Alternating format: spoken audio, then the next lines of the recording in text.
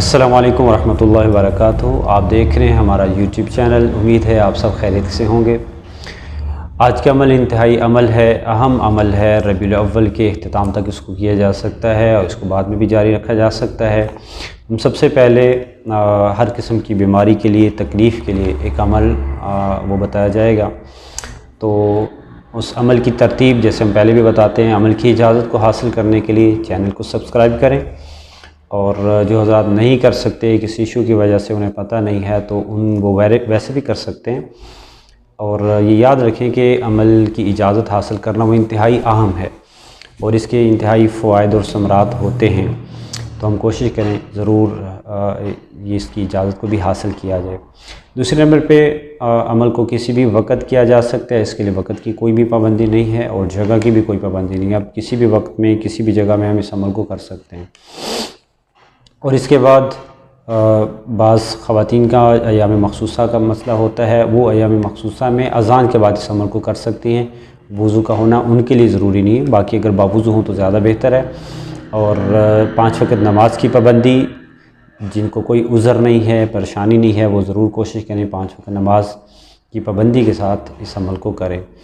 اور یہ یاد رکھیں کہ ہمارے بہت سے اعمال ایسے ہوتے ہیں، ہم نے پہلے بھی کئی دفعہ کہا کہ ہمیں مدد سب سے زیادہ نماز سے اور صبر سے حاصل ہوتی ہے، اور یہ واضح ہے۔ وَاسْتَعِینُوا بِالصَّبْرِ وَالصَّلَاةِ، یہ قرآن میں ہے کہ آپ مدد حاصل کریں صبر کے ساتھ اور نماز کے ساتھ۔ تو جب اللہ کی مدد ہمیں قرآن میں واضح ان سے حاصل ہوتی ہے اور ہمیں اللہ کی بات پہ یقین بھی ہے اور ہمیں ہونا بھی چاہیے، تو اللہ سے بڑھ کے کوئی وظیفہ نہیں بتا سکتا، اللہ سے بہتر کوئی نہیں بتا سکتا کہ میری مدد آپ کو کیسے حاصل ہوگی۔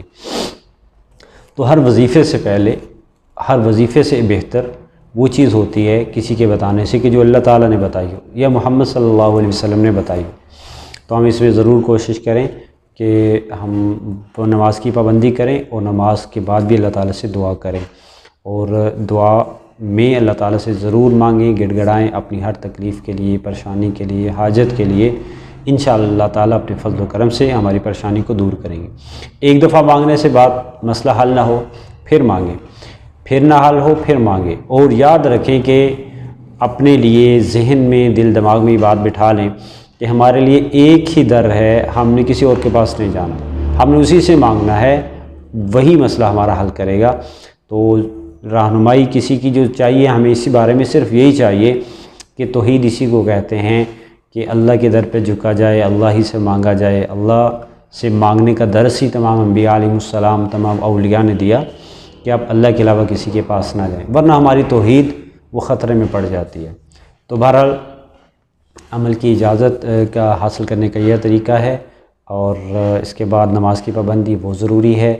تو اس کے بعد جو عمل ہم نے کرنا ہے تو درود پاک شروع میں 3 دفعہ پڑھ لیں، اس کے بعد پھر یہ ذکر ہوگا، اور اس کے بعد پھر درود پاک کے بعد پھر دعا ہوگی، اور جو آخر میں جو دعا ہے اس کے اندر انتہائی اہتمام کیا جائے۔ تو آج کے جو عمل ہے وہ ہم یا رشید یا اللہ اس کا عمل کریں گے۔ تو درود پاک پڑھ لیں، نگاہوں کو جھکا لیں اور دل کی توجہ اللہ کی ذات کی طرف کر لیں۔ یا رشید یا اللہ، یا رشید یا اللہ، یا رشید یا اللہ، یا رشید یا اللہ، یا رشید یا اللہ، یا رشید یا اللہ، یا رشید یا اللہ، یا رشید یا اللہ،